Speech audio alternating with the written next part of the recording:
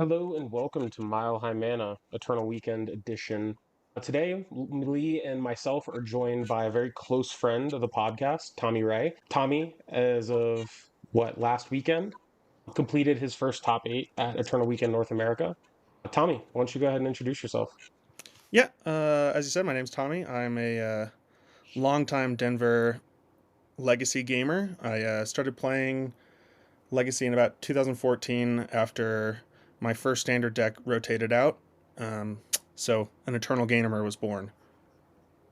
Yeah, I love that. And Tommy, Lee and I have been super blessed to have, really close ties with you and Travis and basically formed a small little team inside of the friend group over the course of the past 3 years now. So it's really cool to see you finally crack the egg and get the first top eight of all of us. So I am curious, talk to me a little bit about how you came to get to this point in your Magic career.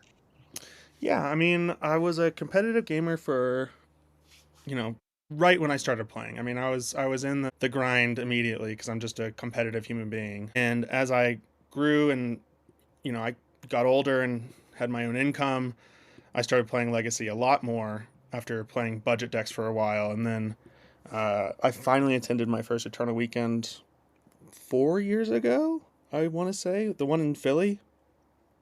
Yeah, I remember we had the red eye in and we were sleeping on a bench or whatever in Philly.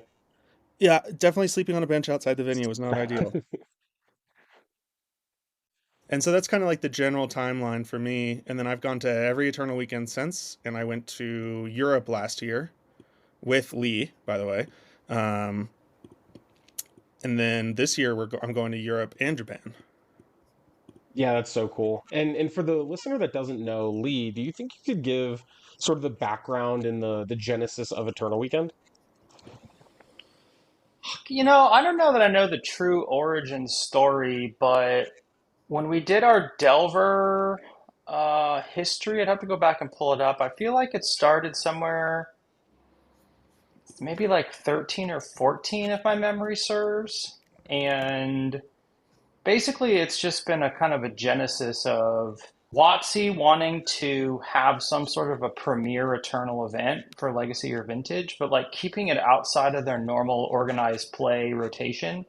The only really like spot where we had Legacy at the Pro Tour level was at PT 25 when they included it as part of a team event. I think that WotC has always kind of considered it to be too financially prohibitive for people to have in like the normal rotation. So for years and years, they sponsored it by giving artwork for the winners.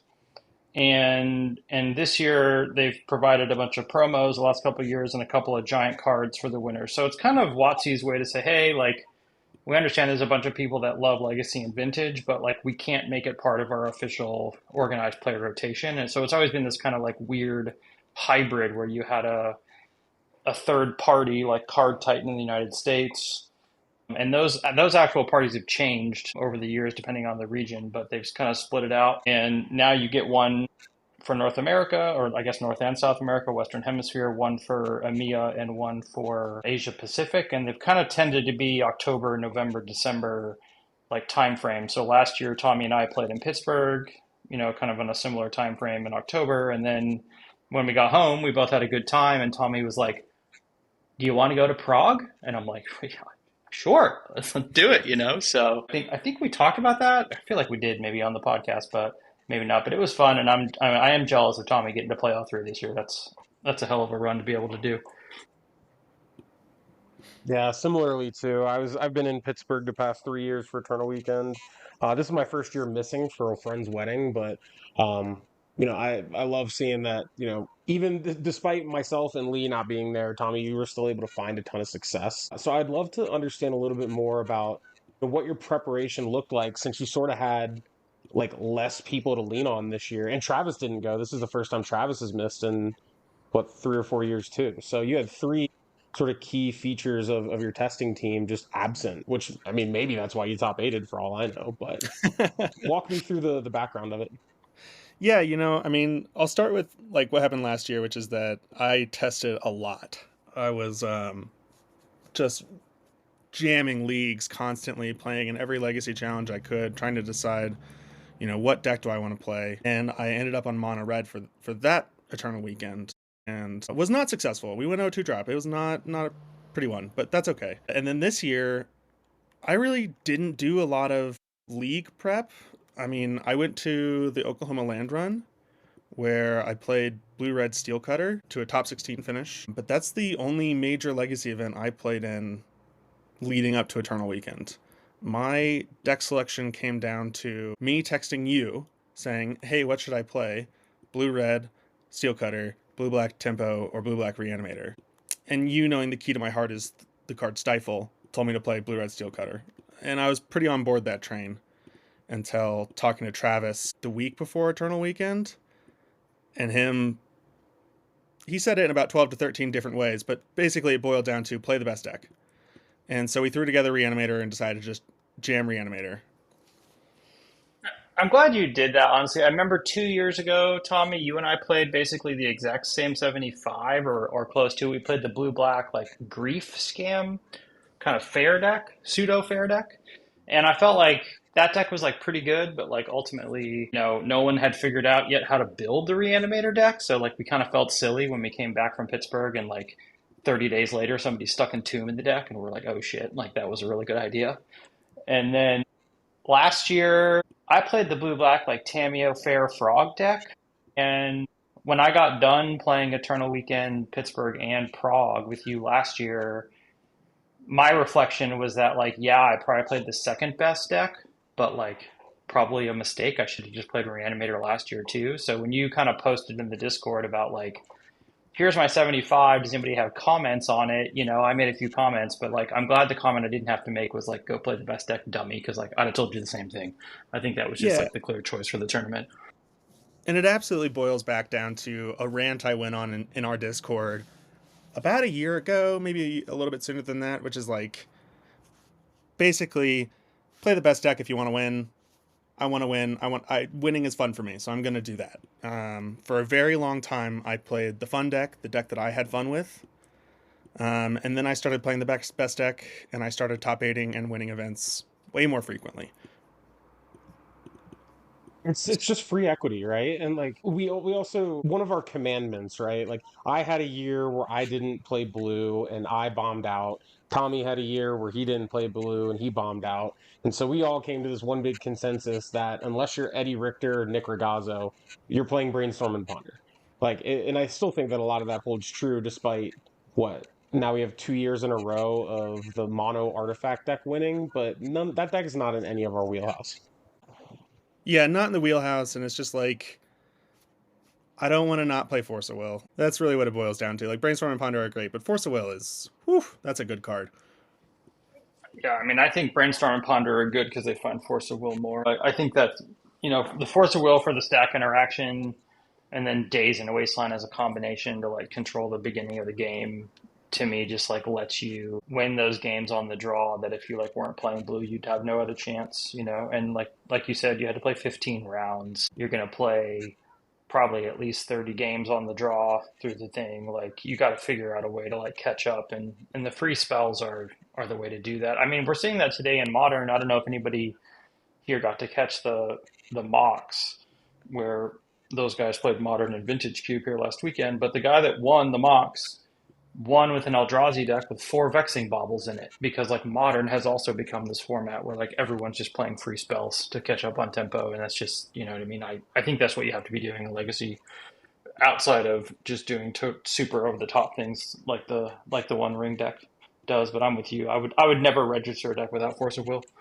You kind of have to choose between two things in Legacy right now, which is do the incredibly unfair thing and or play Force of Will. And Reanimator has the benefit of doing both of those things. Agreed. And I think your deck choice is super solid. Like within the realm of what was possible for you, I think you made absolutely the correct decision on the 75. So you have that all locked up. Talk to me about Thursday, day one, the day before the Legacy main, or I guess the day before the Vintage main. Yeah, so Thursday, the very first event that they held was a free Swiss three a free 5-round event, single elimination. If you go 5-0, you get a bye in the main event. And coming into it, I had a bitter triumph in the main and a bitter triumph from the side. But I also had this Valgavoth in my box, and I was really wanting to play it. Regardless of how good it is, I wanted to play it. And so I decided to take the Bitter Triumph out of the main, slip in the Valgavoth, have 3 monsters. You know, you have Brainstorm and Ponder, it's fine. If you happen to draw a monster and you can't get rid of it, you can also Thoughtseize yourself and reanimate it, which I did several times on the weekend. You know, not the end of the world. And in that Swiss event for the buy, I put Valgavoth into play more frequently than I thought I would because I kept playing against Tundra gamers, and Valgavoth is almost unbeatable against a Tundra. Like, it's just swords, solitude, doesn't work. Nothing works. And for the listener, Tommy, I mean, you could either read the card off the internet or like just give us a TLDR because Are you I know it's got a kidding lot of me? text. But what does it do? It's like my favorite card right now. I got it memorized. Valgavoth is a 9 mana, 9/9 flying lifelink that has Ward, sacrifice 3 non-land permanents. If a card would be put into an opponent's graveyard, put it into exile instead, and on your turn, you may cast spells exiled with Valgavoth by paying life instead of their mana cost. So that just sounds lights out in the reanimator mirror too. Yeah, I mean, if you get it in play in the mirror before they put a fatty in the graveyard, game's over. Awesome. Sorry. Carry on then.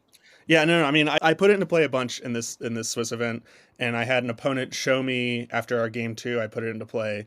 He showed me Solitude, swords in hand, and I was like, "Yep, this has earned its spot in the main deck for the main event." And I actually went 5-0, 10-0 in that side event. Didn't drop a game. Absolutely crushed it. And what'd you win? Some ticks and a buy into the main event. Buy in or a first round buy? A first round buy. Yeah. That's Yeah, awesome me too. and Hans Jacob Godek were sitting next to each other the whole time. Both got the buy. So 1/4 of the top 8 got a first round buy. I think 4 people. It was like a 117 player event, so I think 4 people got a buy. Yeah. But you and Hans Godek top 8'd. So Oh yeah, 2 yeah, of the yeah. 8 top 8 players. Yeah, that's pretty Yes, and cool. And somewhere on like, the data sheet there were like 2 or 3 more buys just outside the top 8 as well. oh, interesting. Okay, cool. I heard that HJ guy's pretty good. Some would say.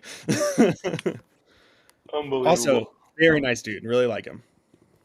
Yeah, I interacted with him some last year. I sat next to him and watched him play Vintage, where he was playing that like 4 Dark Confident deck in Vintage with Skull Clamp and like just clowning on people. And he was just super polite, super pleasant, kind of quiet dude. But like if you talk to him, he would tell you his thoughts on stuff. And yeah, I have nothing but great things to say about him. And every time I tune in, like he's over there winning at the top of the standings. And actually, I got a lot more interaction with him this year because I spent quite a bit of time in the Eco Baronin, Baron Discord thing, and he hopped in there about 60 or 90 days ago and was pretty active in that community and was talking back and forth about his lists and stuff. So, he's open to feedback, was talking to people, never hid any information, put his decks and his plans in there and talked to everybody. So I think he's just overall just awesome dude. So glad to see him just crushing it every time.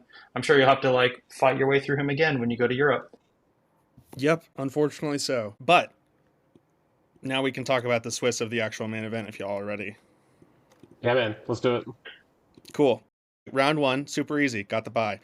Round 2, not a hot start. I think I misplayed in game 3 against Painter. I took an unsafe line where my opponent could top deck a Painter, and I could have just taken a perfectly safe line where my opponent couldn't top deck a Painter, and was super punished, and we start with a loss. Round 2, not much better. We play against Blue Black Tempo, and they Kaito me, which is fine by me because I love that card. But it just wasn't close. Got really, really punished when went for a Brainstorm when my opponent had 2 cards in hand, and I had a Fatal Push for a potential Bowmasters. They Bowmasters, I Fatal Push, they Daze as their last card in hand. Game over.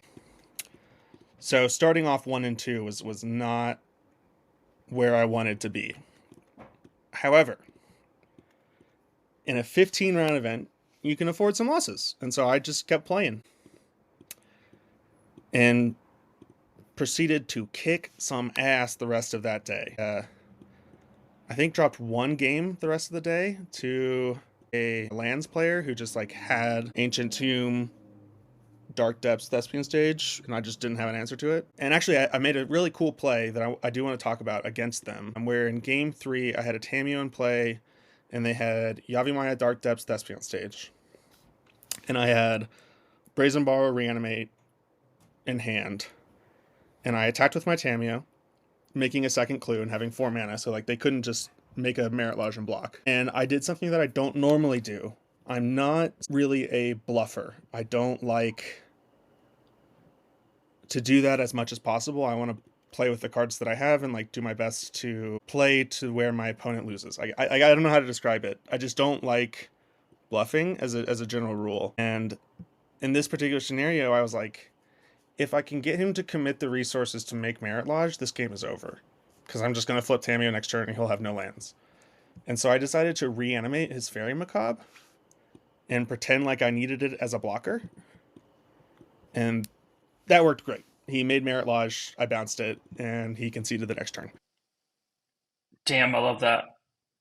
Yeah, I was like super happy that that worked out and that I wasn't super punished for not holding the reanimate. But it was a spot where I had the answer to Merit Lodge no matter what, and if I can get him to commit the resources now, the game's over. It's interesting that you bring up like the bluffing thing. That's a thing that like I had to learn. Like I played a lot of like kind of underpowered or low powered like red decks in a bunch of formats, and you kind of have to figure out where you have to push your luck and where you don't. And I think where people get kind of sidetracked on the bluffing thing is that like they try to do it in spots where it's the risk isn't worth the reward. But it sounds to me like you found a spot where like you needed your opponent on like a critical juncture in the game to like walk in a direction you needed him to walk. Because like those land decks are tough. Like if you don't put them in a tough position, either like with a bunch of pressure, and you just go back and forth with them and like play passively, like that kind of plays to their strength. So I like that you like picked a spot where if your opponent believed the story that you were telling, that you would like win the game on the spot. And to me, those are the places to like take your bets.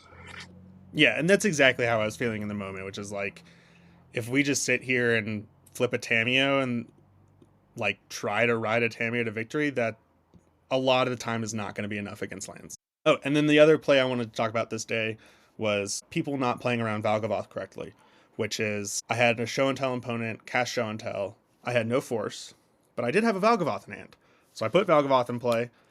They put Atraxa into play. Their Atraxa flip was not that great. And then I untapped and drew force, but I did have a Brazen Borrower. And so I went to Brazen Borrower their Atraxa. They forced my Brazen Borrower. I forced their force. And they announce force your force, which is incorrect because I go, okay, that resolves. Pay 5 life, cast your force with Valgavoth. Oh, hell yeah. It was really sick. I was pretty stoked on that. Yeah, I like that a lot. Valgavoth seems crazy to me. If you had to think about the event overall and every entomb that you cast, what was the distribution of targets, do you think? Um, I would say probably 40-40-20 Valgavoth, Atraxa, Archon. Okay. And I just if you were dead set on playing Valgavoth and Atraxa, like do you think the Archon is still mandatory in the deck? Yes, I do. I just didn't play the matchups where Archon is really, really good. Oh, yeah, makes sense. Like I wasn't playing against a bunch of Nadu or stuff like that.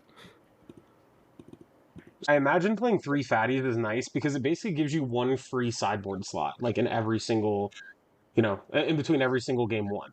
Is that true? And like, did you feel like the ease in sideboarding there? To a certain extent, but I'll say this too about sideboarding with Reanimator and your mulligan heuristics. I had somebody I was talking to at the event who told me that they didn't want to play Reanimator because they didn't want to be forced to mulligan hands that are like Tamiyo, Ponder, Wasteland, Days, whatever. Like, because there was this heuristic out there that you're supposed to have Entomb Reanimate as your game one. And I didn't follow that heuristic at all. I had never heard that before, and it didn't even register to me. And I won several game ones with just Tamio Murktide and my main deck Bowmasters. And then game two, I would Entomb Reanimate, and my opponent would be like, "Wait, what just happened?" Oh yeah, and that's a huge part of why the deck is the best. It has like two plan A's. Yeah, I mean, I literally I ultimated Tamio, drew half my deck, and then played two Murktides 3 times, and never showed Entomb Reanimate.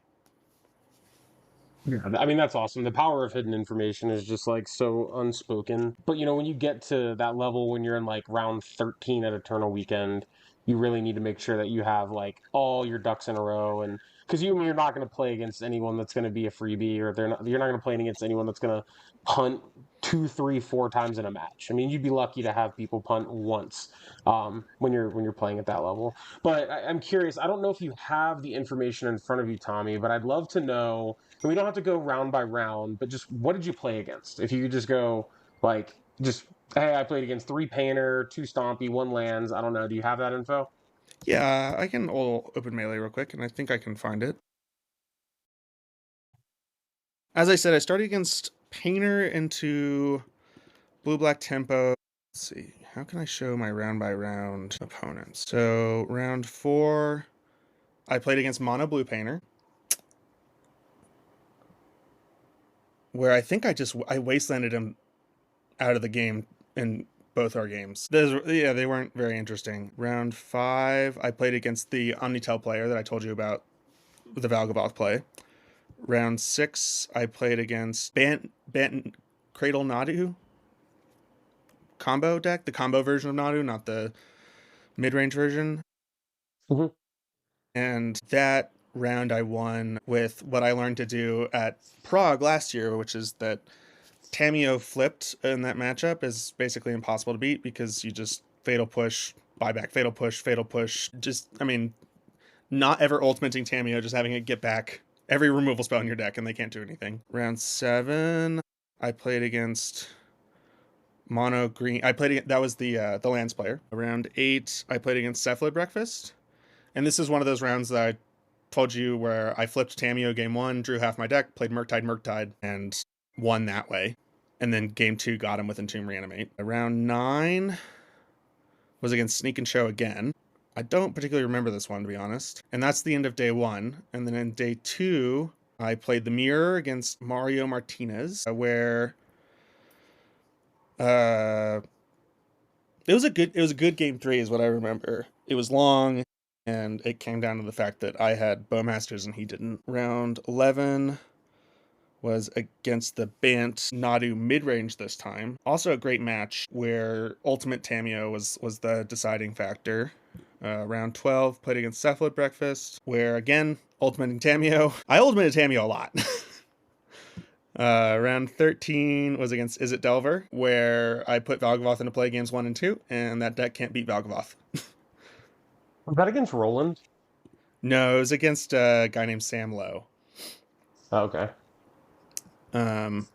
But he was like, "What are you entombing for?" And I go, "Valgavoth." And he goes, "What's that?" I go, "It has ward. You can never get rid of this." Round 14, I played against Sultai on camera on the feature match, where I again put Valgavoth into play. It was awesome, which was my goal on the weekend, by the way. After I decided that Valgavoth was in the main deck, I just wanted to get on camera and put Valgavoth into play really bad. Check. I mean, your deck was just fabulously beautiful on camera. I'm so glad that like we got to see it, all your signatures and all the rest of it. I get some comments from the commentators about it. That's one of the coolest things I think of going to Eternal Weekend is trying to get on camera. I'm really glad you got the opportunity. Yeah, and it was my first on-camera match ever. So that was cool. It was fun. Hell yeah. And then round 15, I drew with one Tom Basketball, who I then lost to in the quarterfinals in the best match I played all weekend. Yeah, I All right. mean, that's kind of next on the agenda here. Talk to me about that matchup against I believe Tom was playing the mono colorless key deck splashing white for portable hole. Yep. Game 1 in our match was a pretty long and grindy game. where it just ended with me putting an attraction into play and then that being enough. And then in game 2, it was a really, again, just these long grindy games where it's like Wasteland this, Fatal Push that, they K command this, and it's like just this back and forth battle that ended with me having a lethal Murktide and Brazen Borrower in play, and him top decking Karn for and having exactly enough mana with Glaring Fleshraker triggers to go Karn and Snaring Bridge, and then I proceeded to not find an answer to that, so they won. And then in game 3, a very similar scenario happened where it's like I got him down to low health, and then the power of that deck just took it over the line where I couldn't Entomb Reanimate because he had a Leyline of the Void in play. But overall, I mean, it was a fantastic match. And one thing I'll say about all of my rounds, really, was that everybody was incredibly like, this is the thing I love about a tournament weekend, is everybody was incredibly nice, having a good time, laughing. Like, I thought I was going to be nervous going into top 8 because, you know, this is like my favorite event of the year, and it would be incredible to win it, obviously, and this is the closest I've ever been by a lot. But I was just having a good time, man. I mean, the whole event, I was just having a good time. I mean, I think Eternal Weekend has the best vibes of any event I've ever been to for Magic, so that adds up for me. Most people are just thrilled to be there, and I think honestly, Pittsburgh's a great place to have an event, and these guys have done it every year. I assume it runs relatively smoothly for an event of that size, and I'm with you, man. Like the vibes are good, so The I'm glad vibes to are hear great, it didn't man. was no different. Yep. And I think to a certain extent, I was just happy because it's like when you lose your first 2 rounds that you played, anything on top of that's pretty nice. So just for the listener Definitely. here, you lost the first 2 rounds you played, and then you didn't lose another match until the top 8, I assume, right? Correct. Wow, what a run. Yeah, an insane run. And I think what I'm really proud of is my game record on the weekend was like 36-8. Wow. Yeah, it's pretty insane. And like for the listener, to put this into perspective, including your Thursday with that one event that got you the round 1 bye, I would love for the listener to fire up Magic Online, win 3 trophies in a row, and then the 4th league you fire up, you have to go 2-3 or better, and that's what Tommy did this weekend. And incredible stuff, man. Incredible and so much fun. As I said, dude, just I had a freaking blast. So what were the actual like logistics when you like made the top 8, or did they announce it at all, or like what went on? Yeah, I mean, after round 13 was over, they made an announcement over the VA announcing the record, or no, the points of each person, and and went through the whole top 8. And then after that, we all sat down in the um, feature match area and filled out some tax paperwork, which was funny watching Hans do it because he's like, I don't know what any of these numbers are. For those of you not in the know, Hans is from Denmark, so having a social security number is not on his radar, and also not having to figure out his own taxes, not on his radar. Yeah, that's pretty funny. Yeah, and then we took some photos. Everybody took individual photos, and then we took a group top 8 photo. And then the head judge came to us and said, these are 8 slips of paper, and everybody's going to write a Y or an N on it. And a Y is if you want to split the prize pool, and an N is if you don't. And if it is unanimous to split, we will split. And I raised my hand, and she goes, yes. And I said, And just everyone cracked up. yep, just skip over this. Yeah, I'm man. No, here to win it all. No splits.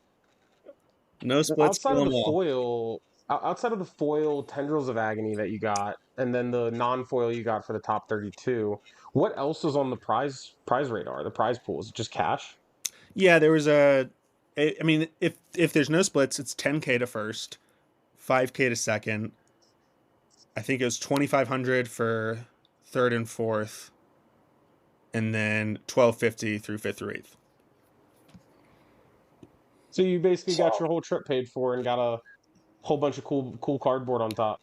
Yeah, man, I went to the bank and deposited all my cash because I sold the foil tendrils promo almost immediately because I hate foils. And I went to the bank on the Tuesday after I got back and deposited everything, and I checked my account, and I was like, holy shit, this has never happened before. I have more money in my account before Eternal Weekend than after. This is That's pretty normally funny. very much the opposite of that. Yeah, that's awesome. and was it a vendor that was asking for the promos, or was there people that came up to you immediately wanting to get it, or what was that experience like?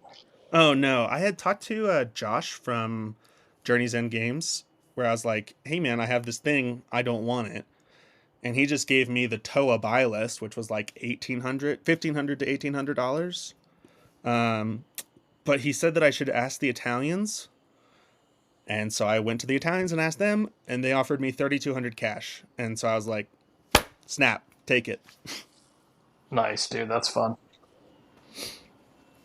Yeah, and I noticed your other one you got signed. The artist was on site, Chuck Lukacs, and looks like he did a little small altar there for you too. Yeah, he said, I asked him, I walked up and he's already totally packed up. I mean, the dude is leaving. And I go, hey man, will you sign this promo for me? And he goes, oh wow, I've never seen this before. Do you have a Sharpie I could use? And so I had to pull out my Sharpie for him to sign my promo for. And I asked him if he would write, congrats Tommy on there because I just wanted it as a memento for the weekend. Yeah, that's sweet. That's sweet. I love the artist booths. They're such good people. But to sort of get back on track to the event, the agenda here, I'm curious, and like I'm gonna purposefully leave this question like very unclear. Mm-hmm. Why do you think you top aided? I think there's a couple reasons. As we talked about at the top of this, which was that I picked the best deck. Bar none, I won a bunch of matches because I had Entomb, Reanimate, Force of Will. Blue card. Easy game. And honestly, I told you guys that after losing the first 2 rounds, everything else is gravy. And so I was just having a blast the whole time. I was not nervous once. And so I think losing those first 2 rounds put me in the mindset to just be relaxed and have fun. And I think that was huge because in the past, like at Eternal Weekend in Prague last year, I think I was 7-2 with 2 rounds left to play. And I got really nervous. And that was not helpful. Yeah, I can kind of attest to that. Maybe it was 2 years ago or whatever, where I started 5-0 and I got called to table one. And I played at table one and I had the whole debacle with the lands player that I don't really want to get into, but like it kind of puts some pressure on you in the middle of the day when you can like already sense it like, oh, I'm 5-0, I'm 6-0, I'm 7-1, I'm like whatever. Like it's totally unnecessary energy to spend your mind on. So I could totally see how you're like, well, I'm already X2, like let's just jam and have a good time. That's just the right mentality. You know what I mean? And I think the more of these that we do, the better we'll get at that, just to like not care about what the number is. Like you have to play 9 rounds anyway, right? It's not even worth thinking about where your standings are after round five because like who cares? So Yeah. that's And awesome. after I top eight, I called several people. I talked to Travis and he's like, dude, let's get us a painting. And I was like, relax, man. There's just the next round. That's it. You can't think beyond that. Otherwise you start to get nervous. Yeah, I mean, I also wonder if there's a direct correlation between like last year. I think all three of us went pretty ham on preparation and making sure we had every single duck in a row and like just the devil was in every single detail for us. And then like you mentioned this year, you were like, I played way less magic, put in a good amount of thought. I'm not saying that you did nothing to prepare by any means, but it sounds like to me your preparation for this year was much lighter on your mind, your body than it was last year. And I can only assume that like that's correlated to your outcome. Would you agree or disagree? Yeah, I mean it's definitely on that same mentality of like just where is your mind at when you're playing? Are you thinking about having a good time and if you can win, great. Or are you thinking about, hey, I spent the last month jamming leagues and preparing as hard as I could for this, and now it has to pay off, or all that time is wasted. Because that's, I mean, and that's how I felt last year. Is last year I went 0-2 drop, and I was like, wow, what a fuck up. That was really bad. But this year, man, I'm totally on the board with, play some leagues and make sure you know your deck and, know the format. Don't make any stupid mistakes, but you don't need to spend every waking hour trying to prepare. Yeah, I agree. And that's like a lesson that I'll probably take away for next year because I probably did like a league a day, which is very abnormal for me. I don't play that much Magic week over week, but I made extra time to play multiple leagues and my results were actually better last year than any other Eternal weekend that I participated in. Maybe if I just took a deep breath and just went with my gut and had a more fun than anything, that's probably going to be more beneficial to my output. So I appreciate that background there too, Tommy. I'm curious, like we have some changes on the horizon, like you mentioned, but looking forward, how do you improve from here as a player and also as like, that mental that we're talking about? Because you have Prague coming up, you have Japan coming up, and you have a ban list right in between all of it. Yeah, I mean, I think the thing I would like to do to make some kind of last minute improvements, under the assumption that there is no ban change, is just jam a couple leagues playing all the other decks and kind of learning what is really, really important in those decks and what isn't. You know, could I have taken, so I can like learn what are really the must counter spells versus what can I let resolve. Um, and Makes a lot of sense to me. I think I've always said when you play the Force of Will decks, the most important decisions are when not to cast Force of Will when you could and you feel like you want to, but that you don't have to. And you probably only get that from playing the other side. So I think that makes a ton of sense. So one of the reasons I think Andrea Mengucci has had a bunch of success playing Modern on off and on too is that like he's played every deck in the format, and that just gives you a huge breadth of knowledge to understand like what kind of stuff could be left in their hand based on the spells that they play and what order they play them and stuff. So, yeah, back to the conversation about like you can go crazy over the top or you can play Force of Will. The fact that you have Force of Will in your deck means that like in a bunch of matchups you're going to play the control role, and at least for part of that game, and you have to pick your spots right because you're giving up two resources for one. So I did that a bunch here. I've been prepping for the modern RC, and I just upped my mana traders to the top level and I played like five different decks. Not necessarily because I was going to play them, but just because I didn't have any reps. Like I played some Brute Scale, I'd never played it before. I played some Belcher, I'd never really played it before, and I think it helped a bunch. So that makes a ton of sense to me. And, Moto's the perfect tool to do it. yeah, and also like on the line of Force of Will, understanding where you are in the matchup and is this Force of Will defensive or is it proactive? Meaning, like, am I using this to stop my opponent from doing my thing or am I using this to make sure that my thing happens? And that changes depending on the Totally. matchup. Yeah, oh, for sure. Yeah, it lets you. That's again the benefit of playing it too is you can flip that coin so fast with just basically one mana. That's amazing. So let's put the cards away for a second and talk about like the more intangibles. And this is like probably my favorite question that we've asked all the guests that have been on here, Tommy. What do you do weeks, days, hours in advance to prepare your mind and body for an event? I wish I could say that I do a whole bunch of like great exercise and I eat healthy, but I'm not that healthy. I think the thing that I really do to prepare myself for Magic events is in the days leading up to and the day before, just get good sleep. Don't go out drinking with your friends, stay up really late last night playing on Reddit or something. Just go to sleep at a reasonable hour, wake up with plenty of time where you can get past your early morning grogginess and then just be ready to go. And that's been like kind of a constant amongst everyone's answers. Some folks are like, work out, do all the things, eat super healthy, don't have a drink within 2 weeks of the event. Like, I've heard it all, but like the one thing that's been true is always everyone's like, sleep, relax, rest your body, rest your mind. So that makes sense. Yeah, Lee, did people you want were to add like, anything there? sorry.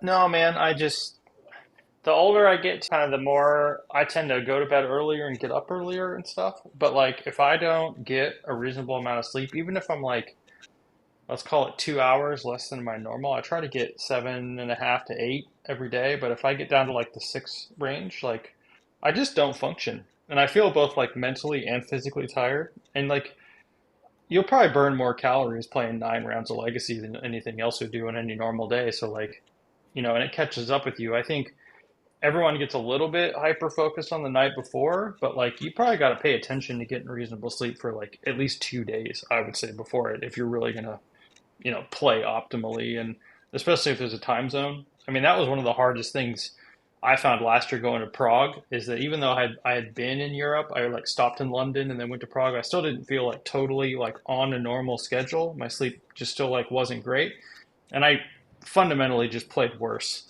during the Prague event than I did during Pittsburgh, and I think it's 100% sleep related. Oh, and you know what? One other thing. This year I had snacks in my bag. No, like running to the concession stand and trying to get food when I'm hungry. Just buy some snacks from 7-Eleven. I got stopped at TSA coming here because I'm at the hotel room right now to play the RC this weekend, and like my bag was like full of food, and then like TSA guy stopped me. He's like, "Look like there's like a whole giant thing of food in your bag," and I'm like, "Yep, there totally is."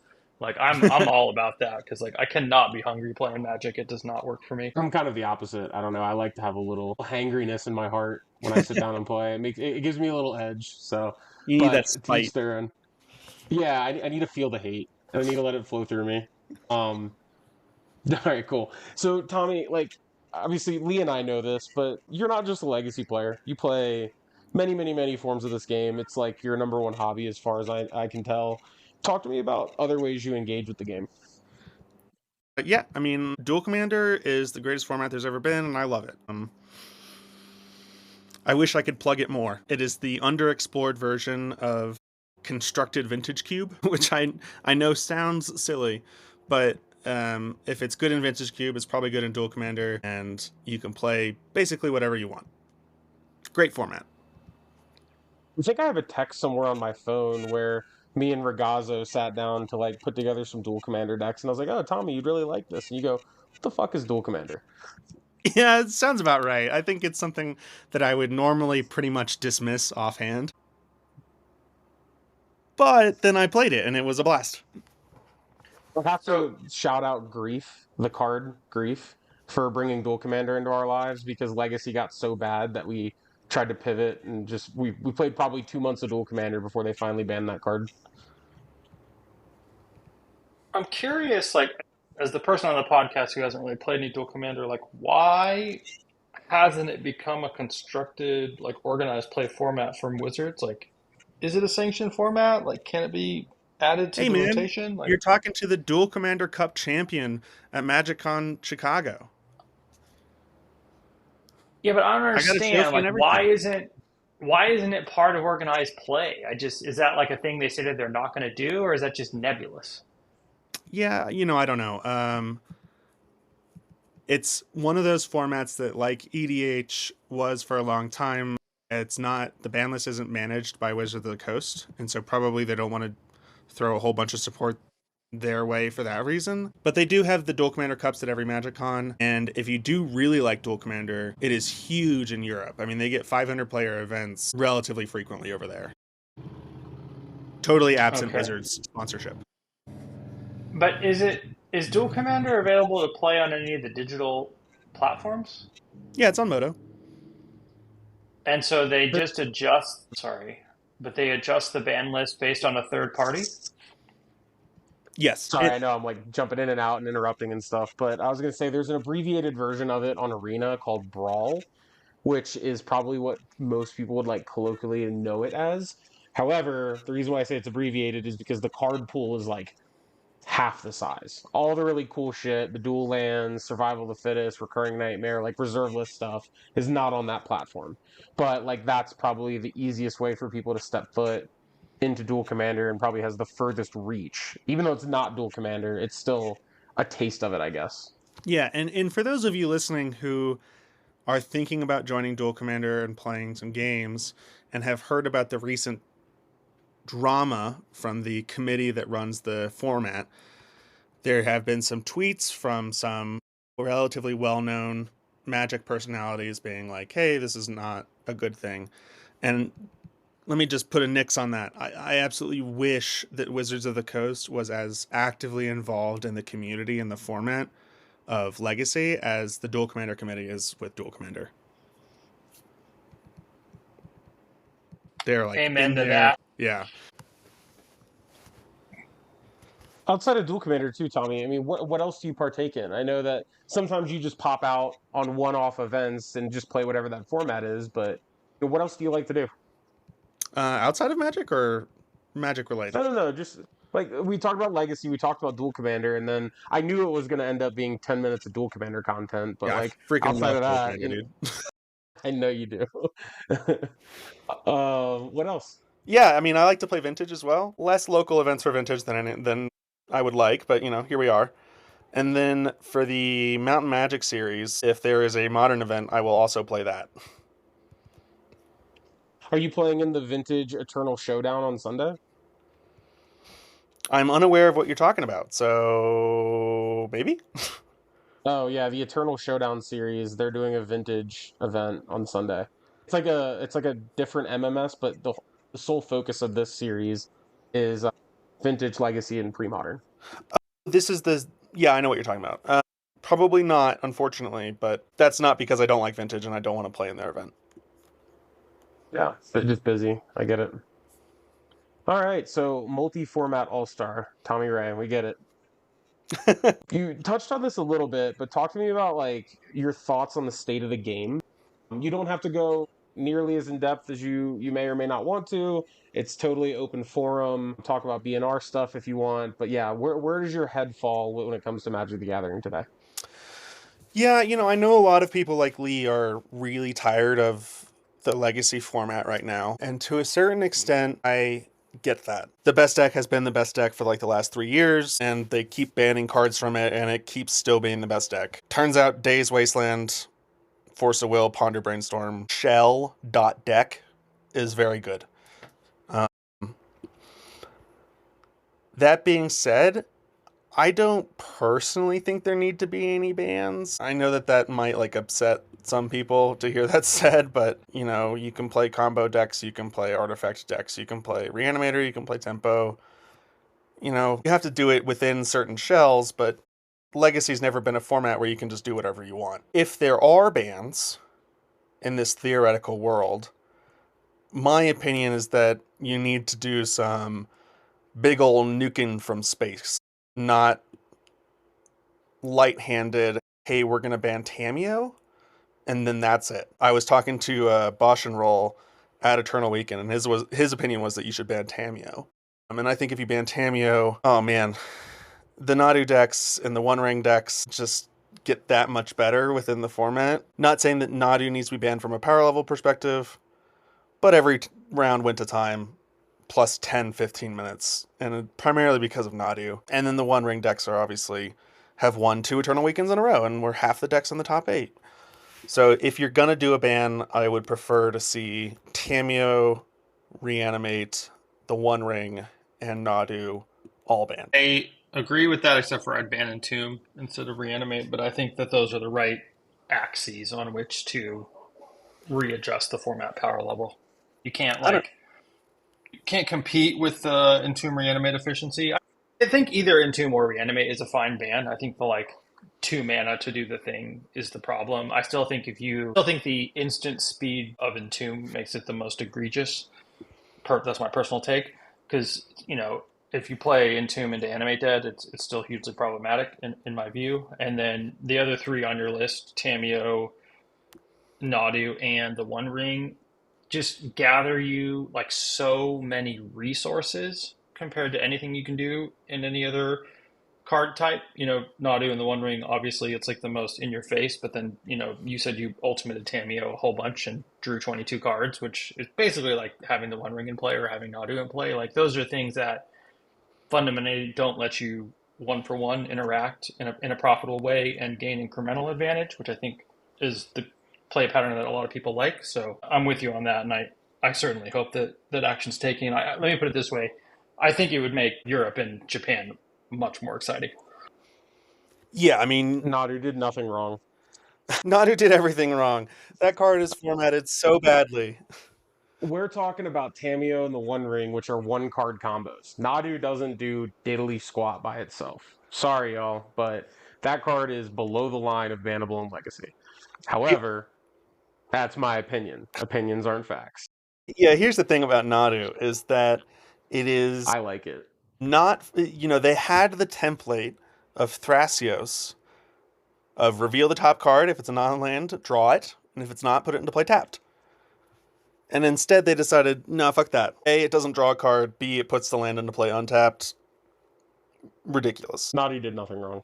I disagree, but, I also think that no bans would be fine. So, Sure. Yeah. I mean, I like the dichotomy of either do nothing or do all the things. I'm perfectly fine with that. What other thoughts, like maybe outside of the BNR? Like, I know that there's just been a lot of commotion, even as of like, I was reading stuff as early as this morning about Wizards talking about like they were polling customers and saying have negative influencers impacted your ability to like spend money on Magic and stuff like that. Like, there's been kind of a lot of drama between the dual commander community, that one dude in the CEDH community that keeps cheating, Wizards not making enough money off Spider-Man. Like, does any of this affect you, Tommy, or do you just like keep your head low and just do your thing?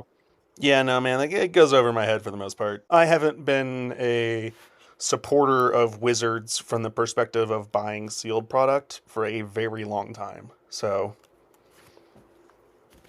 just Yeah, it I just can't remember the last time I bought sealed products. yeah, I mean, it's just not something that I operate on. It's not the axis with which Wizards makes money off of me. So, I know that there's a lot of drama going on, but make interesting cards, I'll play them. Sure. Yeah. Well, so we talked about Prague coming up and Japan coming up.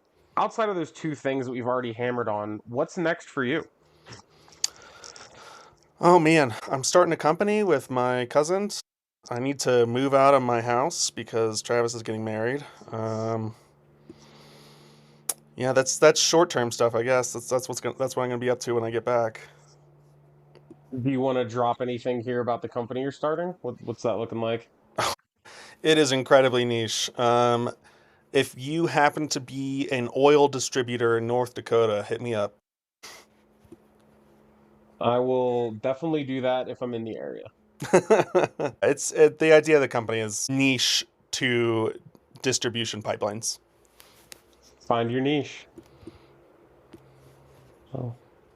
All right, well then, Tommy, I appreciate you giving us a lot of the rundown on your weekend and giving us the update on you. I'm gonna hop into a few quick updates on me, what I've been up to the past, month and a half, month, however long it's been. So for me, I've basically just been playing Dual Commander pre-modern and like the occasional amount of modern required to help Lee with his testing.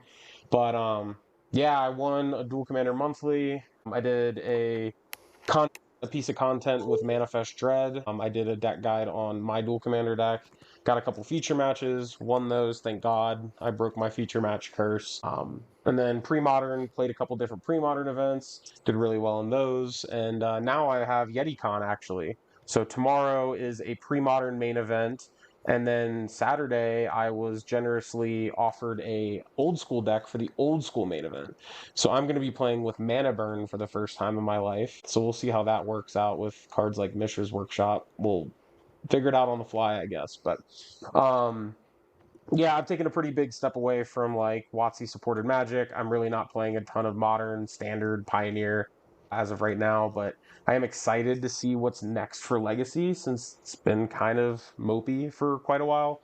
Um, yeah, again, to reiterate, my key focus area will be YetiCon this weekend, and then hopefully just spending time with the squad. Once you guys get back from Japan and Prague, we can just have a couple months to hang out and bullshit. Yeah, nice, dude. I think your relationship with Magic has improved over the last 60 or 90 days. Like, you seem to be more positive about it in general. I think you've done a good job of like picking how you want to interact with it and just playing the stuff that like you want to play and that interests you. So like I applaud you for figuring that out for yourself. That's a thing that I've struggled to navigate off and on. So I'm glad to see that you're crushing it in pre-modern and figuring out how to play basic forest in all the ways. So that's awesome to see. And doing well at it. And doing very, very well at it. My win rate's super high since I dedicated my life to Basic Forest. Well, doesn't that make your life better? Definitely. Love that. What's going on with you? Yeah, we Um, gotta hear from you too, Lee. well, I flew down today to Houston to play in the my first RC, so that'll be pretty fun. I actually haven't had near as much time to play and prepare as I'd have liked. I looked at my calendar on my way down here. I've only slept like in my own bed in my own house 3 days out of the last 34. So I've been on the road a bunch, taking care of some of my property and working stuff. So taking care of my parents. So I haven't really had the time to actually like play any physical Magic, but I'm excited.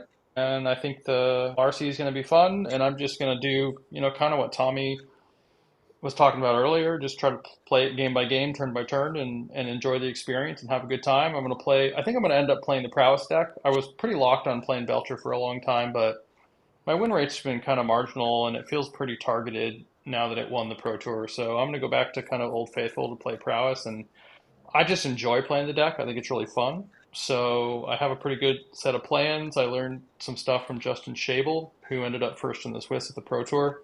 He put out some content that was quite good on how to navigate the fair matchups with the Prowess deck. So I'm looking forward to it. I took the day off work tomorrow. I'm just going to go to the convention center and look around at the cardboard and play a couple of Reese Qs and just kind of get back in the groove. And then we start at 9 a.m. on Saturday morning for 9 rounds of Swiss. So I'm excited. It should be fun. I haven't actually shuffled any cardboard in I feel like 5 or 6 weeks. So I'm ready to jam. Oh yeah. And best of luck to you this weekend. So yeah, any last thoughts from either of you? I think I'm pretty much tapped out. Not for me. Just thank you for having me on. No, thanks for having me. If you need any help with building a deck after the bans, let me know. I love tinkering with like if they do some shakeup of the format, like I'm going to re-engage with Legacy in a heavy way. I'm excited. I love figuring out that format. It's a format I've played forever, and if they actually fundamentally change like what the pillars of the format are, like I am ready to jam. So if that goes on, let me know. We'll get some practice in. Yeah, I mean, if they do a full nuke from space, I'm almost certainly going to lean back into Blue Red Steel Cutter, but would love to do some tinkering for sure. Oh yeah. Awesome. Well, if they do a nuke from space, I'm sure you'll hear another episode from us again. Maybe we'll even have Tommy on for another one too. But yeah, Tommy, I appreciate you carving out an hour of your week just to give us the rundown on your recent successes. And yeah, that's that. Thanks, guys. Thanks. Cheers. Bye. Cheers.